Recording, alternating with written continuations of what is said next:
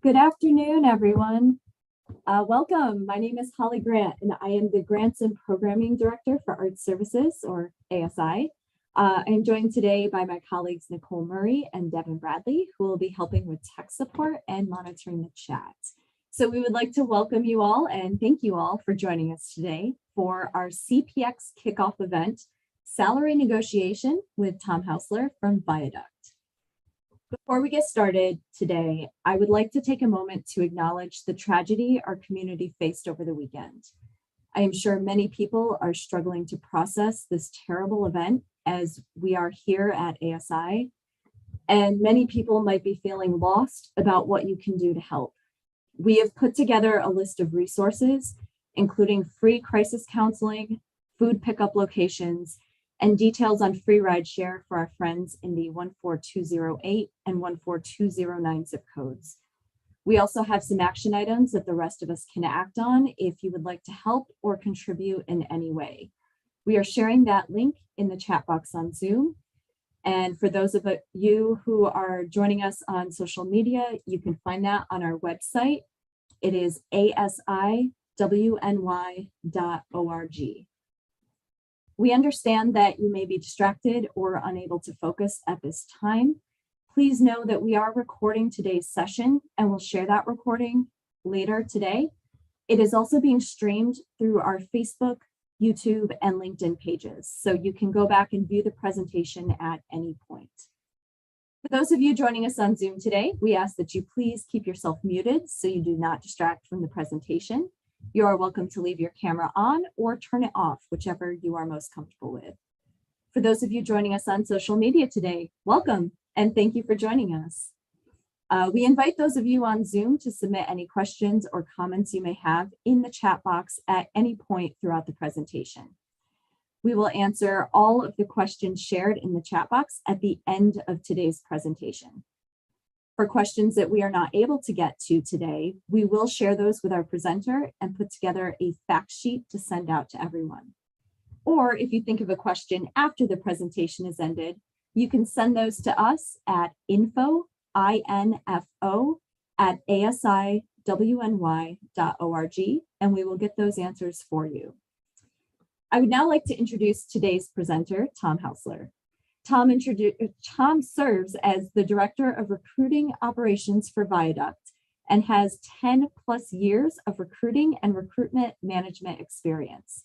He currently leads a recruiting team who partners primarily with startup companies to help grow their business by hiring the right talent and high-quality candidates. So now I would like to introduce and pass it off to today's presenter. So welcome and take it away, Tom.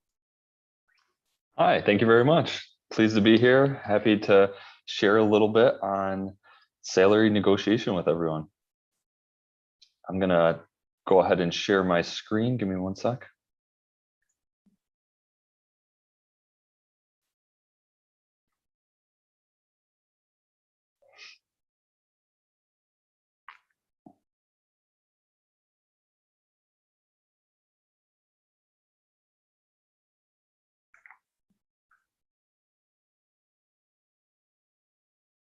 Okay, perfect. Can everyone see that all right? Okay, perfect. Well, thanks for the kind words and the intro. I just wanted to share a little bit on salary negotiation strategies for everyone today.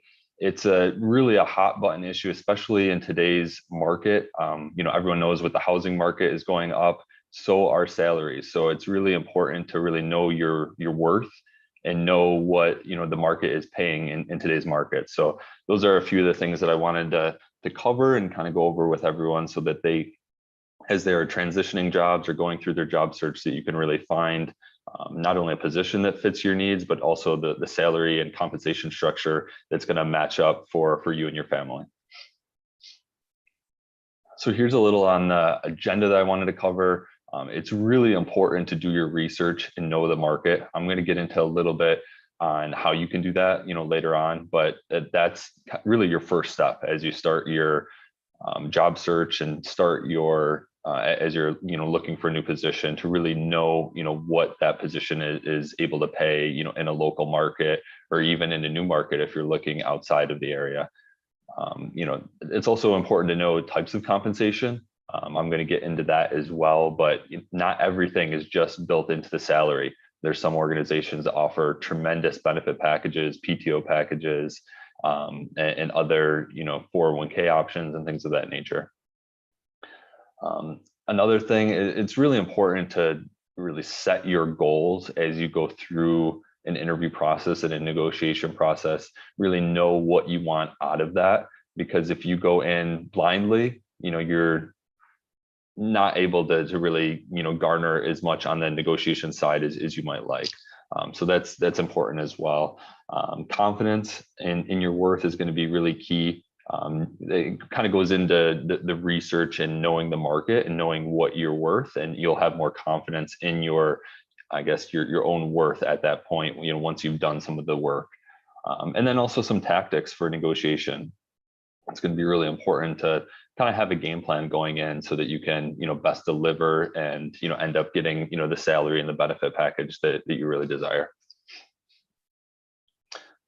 And then a little bit about myself. I know that Holly was nice enough to share a little bit of bio, but yeah, so I've been in the recruiting industry for over 10 years now, with Viaduct for the last 5. Prior to that, I was with Akara Solutions, which is basically our sister company. So overall, I've been with Aileron as an organization for over 10 years. All in the recruiting side, and lately, within the last 5, really focusing on some of the startup and emerging businesses that Viaduct works with. And I did not plan to wear the same shirt as I did in my bio pic there, so that was unplanned but funny.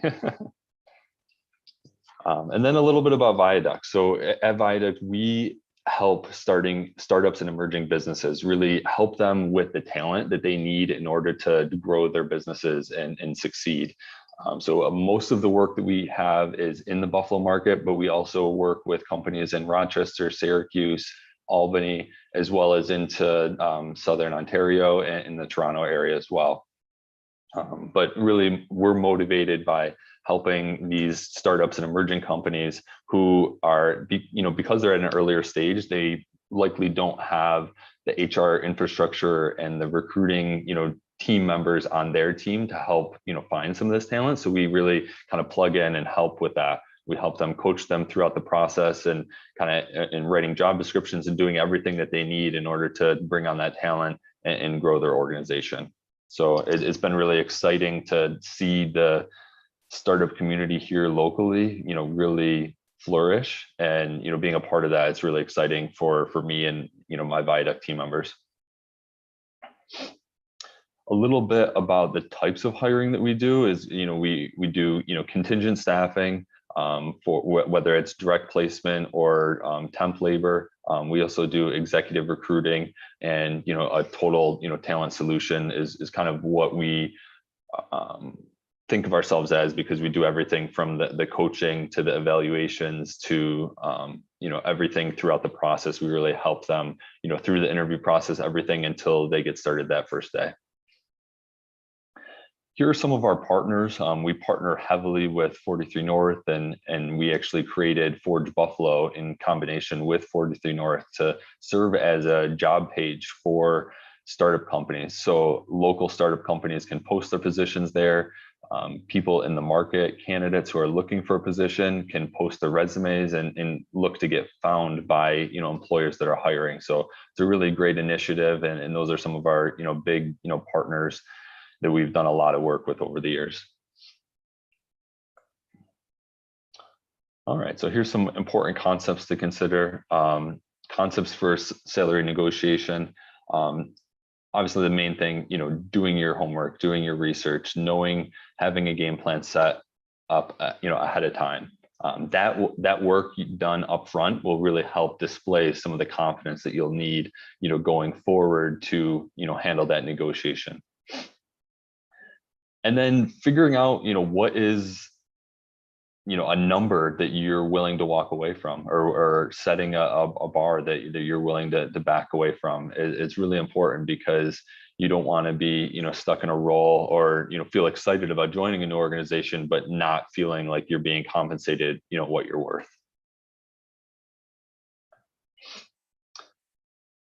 here's some of the main objectives that you want to have in mind going into your negotiation. Really, when that offer comes in, really acknowledge the offer and buy yourself a little bit of time. You don't need to accept or decline, right on the spot, but really want to take in some time and have an idea of all of the aspects to the offer. Offers are not just based on the salary, but there's so many other variables in there. So is this a growth position? Will you be able to get promoted within the organization? Is there a really good benefit package? Is there good time off? What are the hours? There's so many variables there. So you really want to buy yourself some time to really be able to comb through the entire offer and really have a good picture of the entire process. And then, when you do have a good overall picture of the entire offer, then you'll be able to close the gaps on, does the salary range need to come up to fit what you're looking for? Or is there, could you ask for another week of PTO? Could you ask for, a little bit of a different structure on the benefits? There's a lot of, there could be wiggle room in some of those other areas, even if, the salary range itself cannot be increased. And this is, I like to, when I'm talking with candidates, when I'm talking to people in the market, I really like to have them, kind of open their mind to all of the compensation, not just the base salary, but understand the bonus, understand the 401k, understand the vacation time.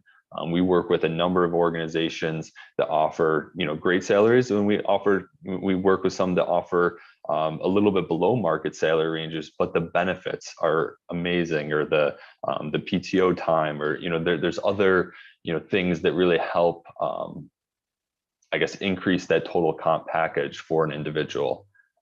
And I think every person is a little bit different on what they're looking for or what they need, as well as every kind of family unit. If the husband or the wife or the spouse in a situation has really strong benefits, then the other likely doesn't need as strong on the medical coverage and might need to go higher on the salary or some of the other areas.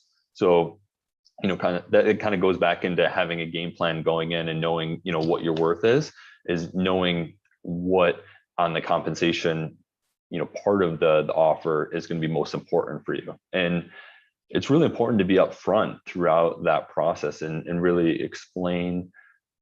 I work with a number of candidates that say, salary isn't everything, but I really need strong benefits, or I really need, this, or a retirement planning is really important for me. So having some of that knowledge up front and being open to that is really important too. A big thing throughout the offer process is really, preserving your bargaining power and, not negotiating too early in the process. It's important to really sell yourself throughout the interview process and sell your worth and really explain everything that you'd be able to do for an organization. But you can't negotiate until that offer is made. You don't want to negotiate against yourself. You don't want to kind of put the cart before the horse on that one. But you really want to be able to sell yourself without negotiating dollars and cents or benefits or anything like that until they're ready to make the offer. When they're ready to make the offer, that you have the offer, then it's appropriate to. You also don't want to turn off an employer by starting to negotiate, after the first interview. That can be a big turnoff for employers who, they might already have, multiple other candidates that they need to interview, and they might really like you, but, they're not at that point yet. So you don't want to be, too forward on the overall, negotiation on the early step of it. What I always recommend is, and this is, can be a little bit different. If you're working with a recruiter, I recommend always being, very transparent and honest and upfront on your compensation figures and total comp package that you're looking for, because whatever recruiter you're working with will be able to fit you in with positions and, employers and jobs that really fit what you're targeting. But if you're working directly with an organization, being the first to say your salary figure might hurt your cause to negotiate. You might price yourself too high, you might price yourself too low. So there's always ways to kind of work around that and not share your figure, before you're really able to know, what the position or what the company is able to pay. So being able to kind of talk around that a little bit, being able to, ask them first, to provide a range or provide some information for you. And if it's early in the process, you might not be, comfortable in getting, directly to that figure yet. You might have to ask some more follow-up questions, some more position specific questions in order to have that knowledge, then to, be able to, put your salary range out there for them.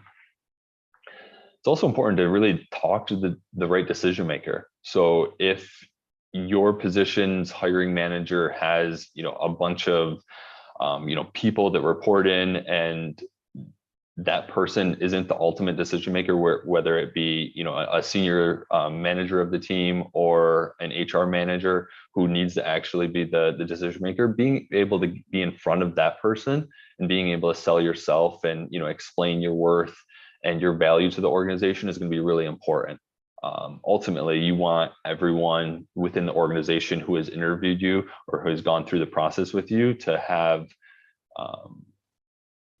to hold you in high regard and be able to, explain, to whoever the decision maker is, if you're not able to get face to face, to be able to really put in a good word so that you're able to get the ultimate offer that you're targeting.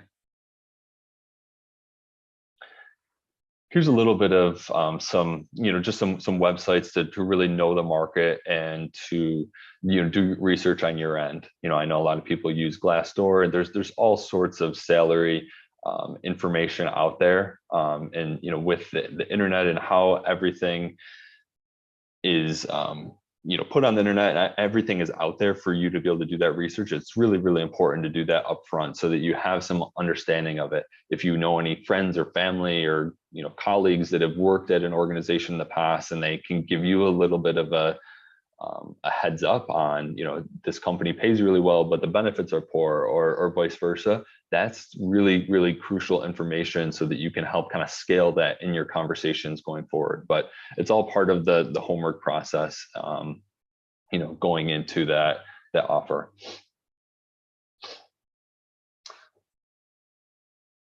In kind of getting back to not sharing your number first, it's important to really be able to have all of the kind of understanding of the position before you're able to, or before you can go forward and kind of explain what you're targeting on the salary range.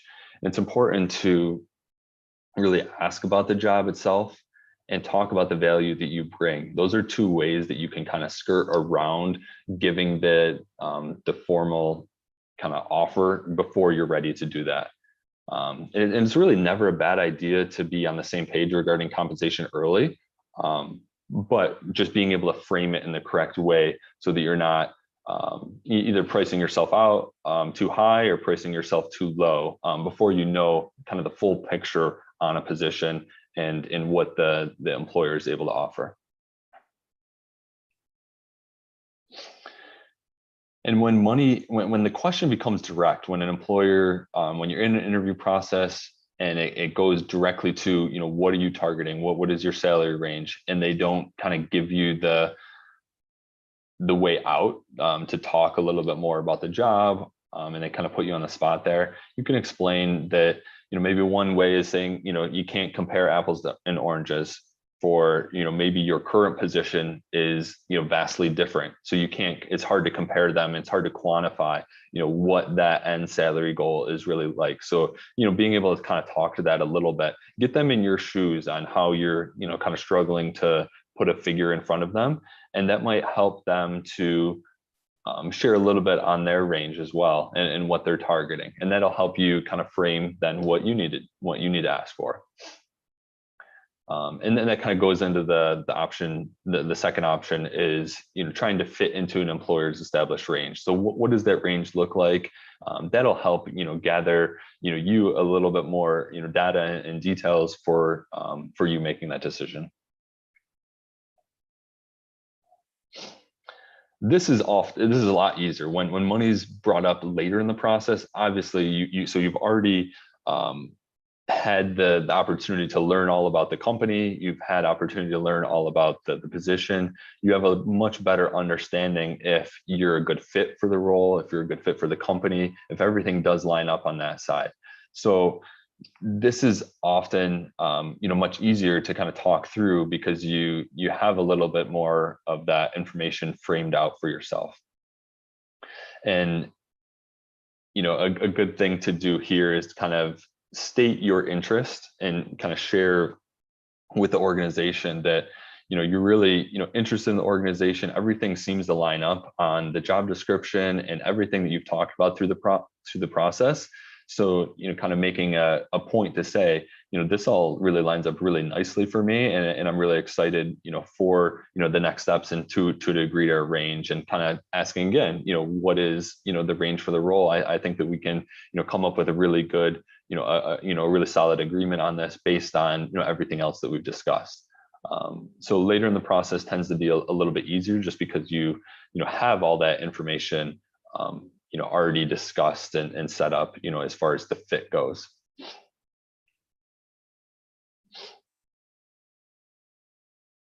Another way to kind of talk through when asked what would it take to hire you, this is when some of your research can come into play. You don't want to directly cite a Glassdoor or a salary.com to say that, because some of those can be some of those ranges can be off, but you kind of using your overall understanding of the market, understanding of what that organization typically pays or what you've made in the past. Those are all things that you can kind of put together. And then you can also add in the total comp and say that, my salary range is going to be, between X and X, but it's really important that I have, strong benefits, or I have, a certain amount of days off per year, things of that nature, to kind of share that, it's really the total comp package. It's really the benefits. It's really the overall picture, not just salary. And you can also kind of explain, this is what I made in my previous position at my old job. And obviously everyone's looking to move up. Everyone's looking to continue elevating in their position and in their career.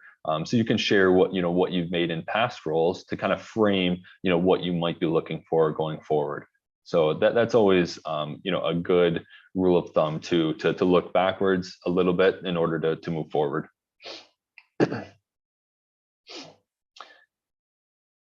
And then at the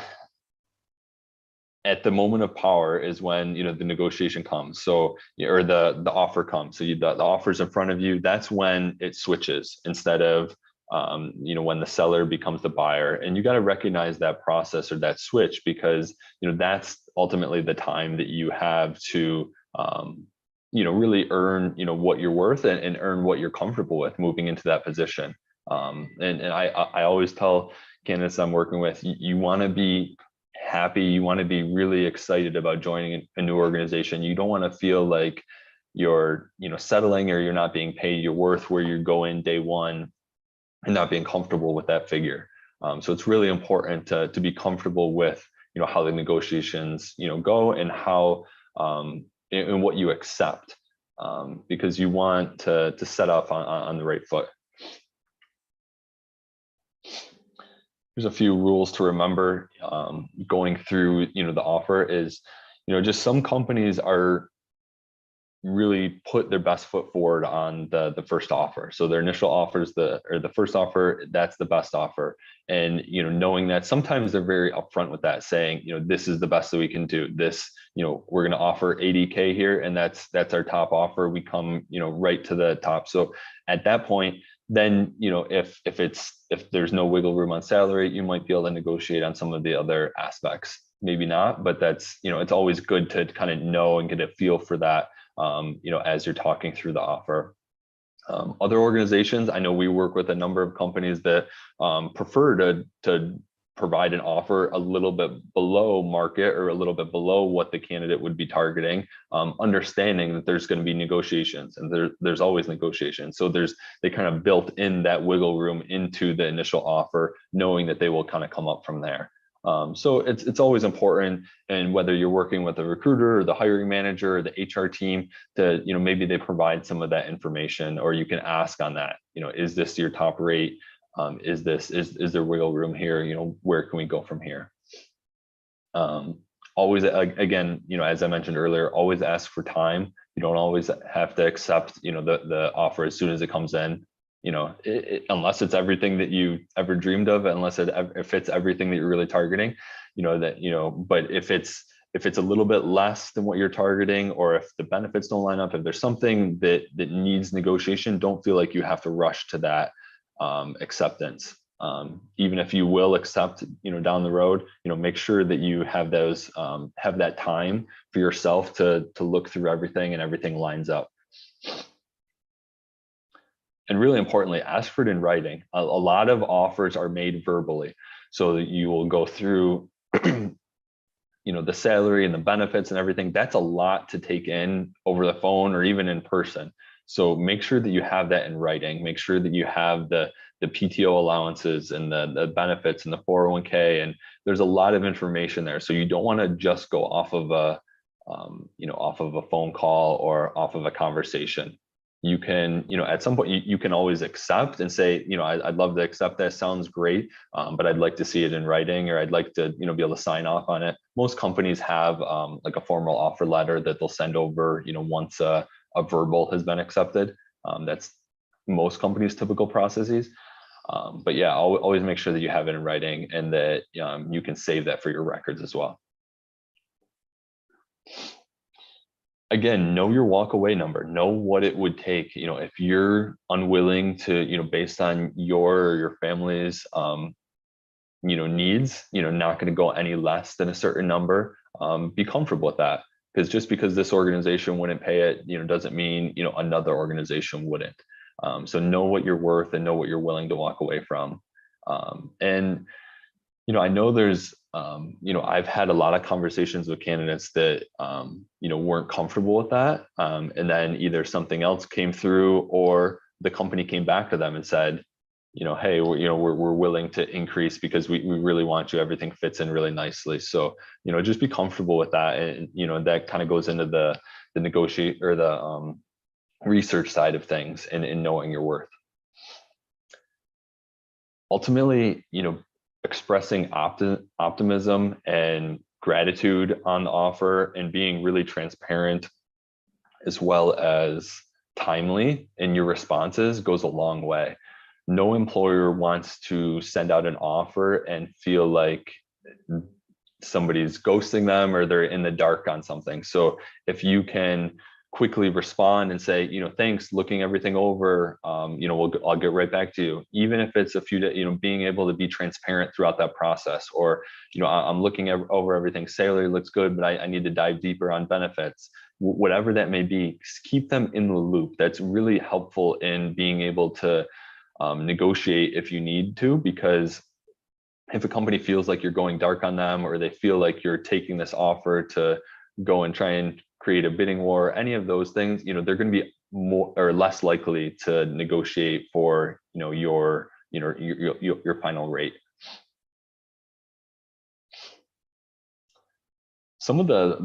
I think some of the language is really important on being able to be positive and be kind of framing it towards, we can work this out together, not a me versus you thing, but we're going to work this out together because ultimately we could be working together. So we want to be able to set that relationship at this point and have a really professional and strong, negotiation that will lead into a professional and strong relationship moving forward. So being, able to kind of work through that in a professional way and, with positive language is really important. I think candidates who explain, gratitude and positivity throughout the interview process, as well as throughout the offer process, it goes a long way to getting what they, ultimately want out of that offer. Even if it's not what you're ultimately looking for, being able to, send a message or explain, gratitude by saying, thank you so much for this offer. This is amazing. I think this organization would be a great fit for me. Ultimately, I'm looking for a little bit of a higher salary range. I really hope that we can work this out. Things of that nature would go a long way, as opposed to saying, this isn't going to cut it, or this isn't going to work for me. I need more. There's ways that we can frame that in order to, ultimately get what you'd like.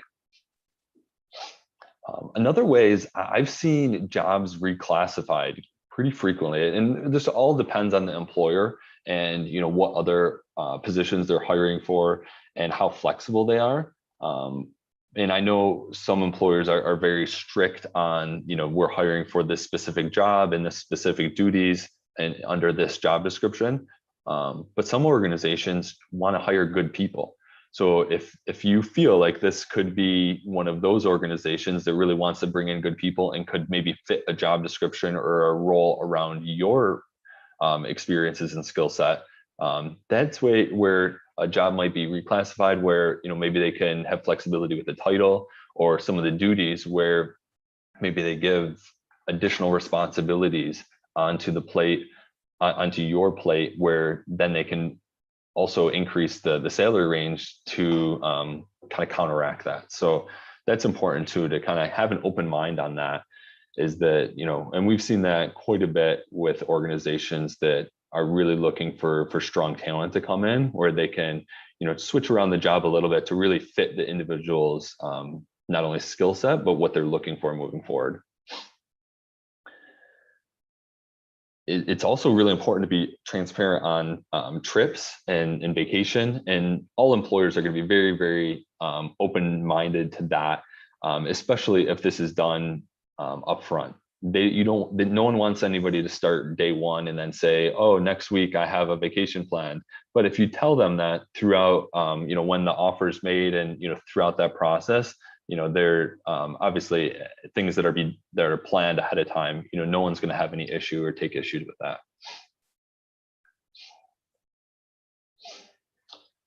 And then I think a little bit, it's important to just kind of understand is, how comfortable you are with when this conversation on the salary happens. Do you want to go strong and, have all this conversation in the early part, or feel it, later on in the process? Sometimes if you're really set on, say you need, 80K and you or that's only what you're going to accept. Sometimes it's good to get that number out of the way early, where you can, let an employer know, this is what I'm really targeting. If this role is able to pay that, I'd love to continue on in the process. And sometimes, an organization would say, yes, that fits in line. Let's continue the process. Other times they'll say no, and we're going to have to move on to other candidates, and be accepting of that. Other times you can push that process much further down in the process, but understand that you might get a little bit further. You might do a number of interviews and then get to the offer phase and realize this isn't going to ultimately match up.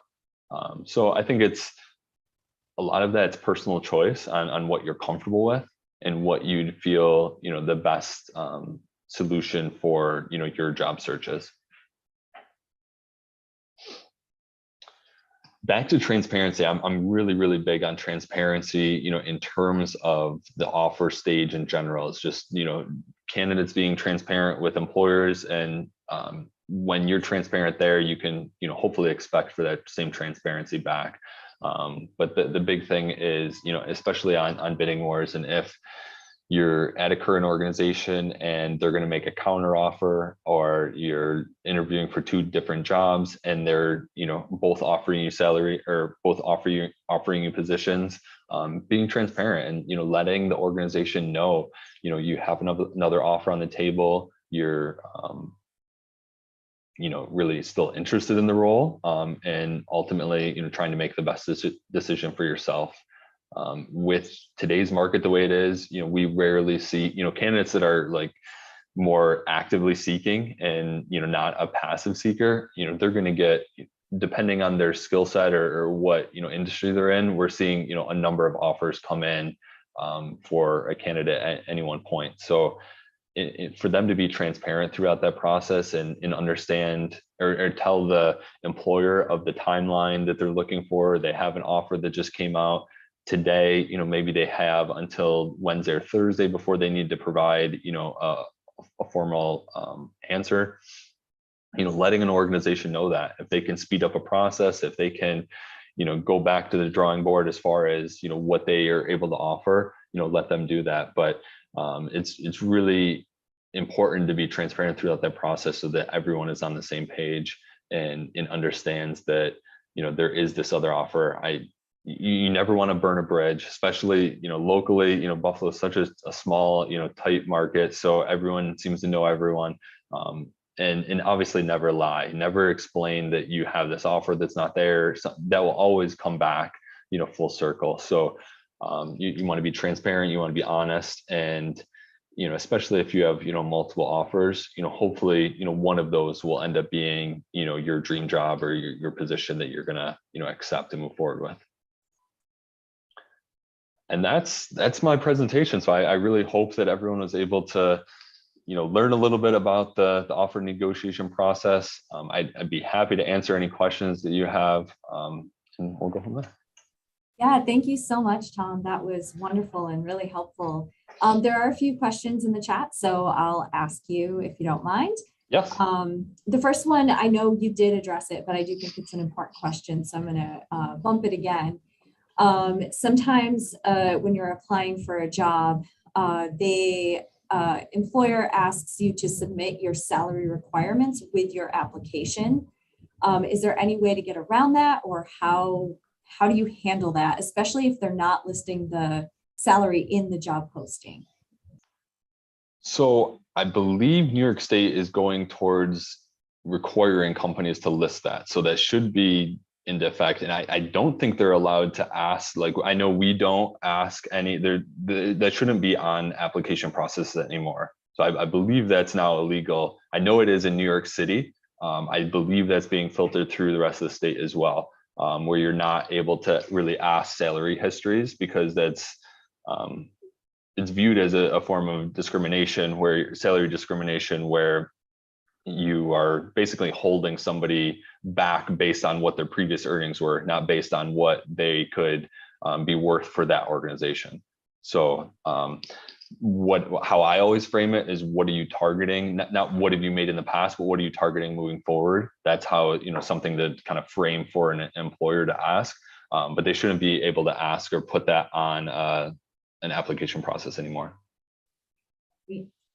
Next question is based on, so anyone who owns their own business, self-employed, independent contractors, or non-employee businesses, basically who are selling their services. So performing artists, for example, how can they negotiate and make sure that they're getting compensated fairly for their time and services? Any thoughts or suggestions? Yeah, a little bit different, but I think it fits under the same principle. So basically, knowing what you've made in the past, knowing for similar work, knowing what I think it ultimately fits into, like, what does your schedule look like? Are you overloaded with work where you're going to be able to turn some things away, or really pick and choose what you want to work for at a certain rate? Or do you need to increase your rate based on the workload and your schedule? So I think there's a lot of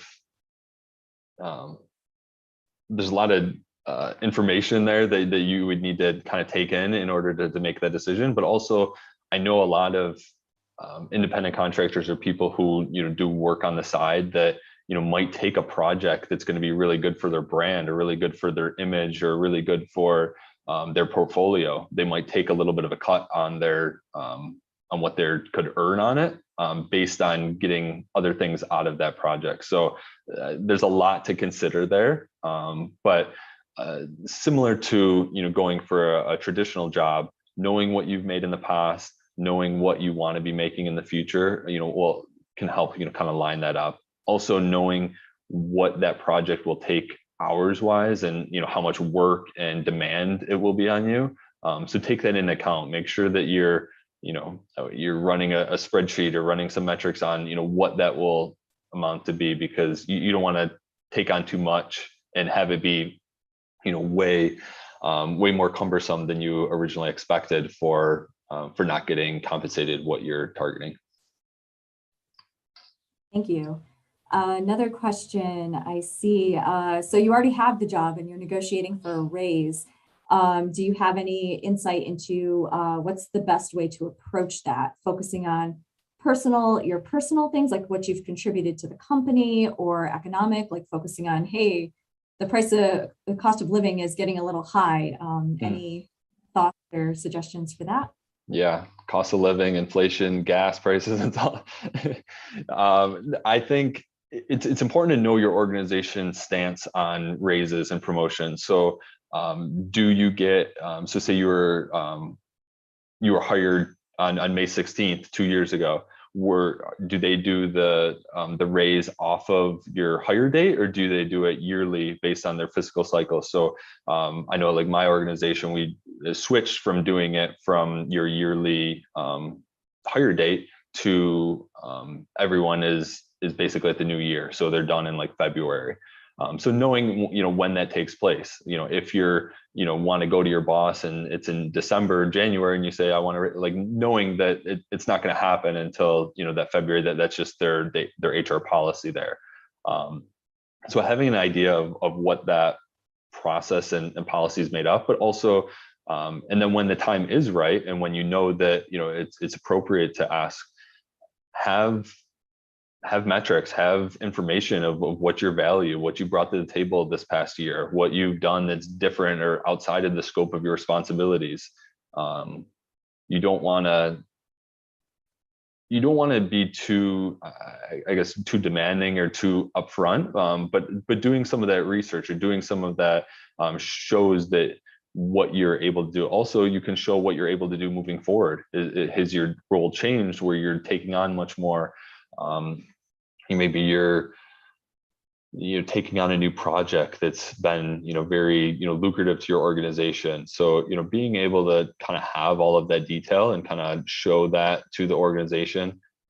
Sometimes they might already know all this and be very upfront and say yes, we plan on giving you a raise. But other times you have to go to bat for yourself and you have to provide that detail.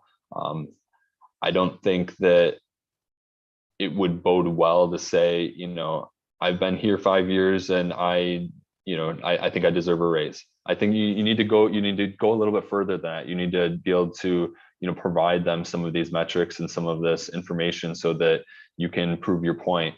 And if it doesn't happen, then you have to come, back and to yourself and kind of think, is this still an organization that I want to be with? Is there still the room for growth internally? Are they going to keep me stagnant in my salary? And if those answers are all yes, then maybe it's, I need to start looking elsewhere so that I can really find my true worth. It's tough, and it's all personal preference, because I know a ton of people who are paid below market value, but they love their employees, they love their work, and they're going to stay in that position longer. So it really depends. And because negotiations also shouldn't all be just on salary and just on the figure that's on your check, but it's the work-life balance, and there's so many different aspects to it. So I hope that answers your question a little bit on when the appropriate time to ask is. It's always tricky, but doing a little bit of research, knowing when the company typically does their promotions or does their raises, and kind of going from there. Excellent. Great. I don't see any other questions in the chat. So Tom, I don't know if you have any last minute advice or anything else you want to share, or? I don't think so. Did you or Nicole or Devin, any of you have any questions? Oh, they've been putting them in the chat. No, I would just say that, like I said at the beginning of this, is that that the housing market's up. There's a lot of influx or a lot of change that's going on in our market, not only housing wise, but I know we joked about inflation and other thing, and the stock market's going crazy, but knowing some of those factors makes it important to really know what the worth of a role is, or knowing how to negotiate properly, because it really is important to not one, become stagnant in a position that you're no longer interested in or no longer being valued. But, being able to continue, if that's what you want, to continue climbing the ladder and continue increasing in your responsibilities and your compensation figure.